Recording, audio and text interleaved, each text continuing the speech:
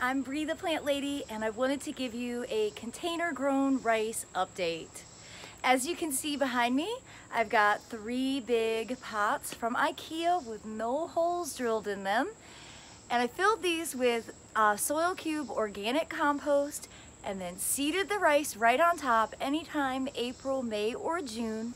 And what I have now are these great grassy displays that blow in the wind and make this beautiful sound. And right now, they're actually going to flower. So let me show you up close and personal. This is how rice seed forms. And you can see, like everything in the Poaceae family, it is wind pollinated. So the anthers and stamens are out, and as the wind blows, that will move the pollen around, and that's what ensures really high germination rates or pollination rates. And I have no idea what my harvest is going to be from these 4 pots that I have. I have another pot behind me that was sown the first week of June. We did this as a demonstration for Growing a Greener World, so you'll be able to watch an episode that shows you the exact instructions.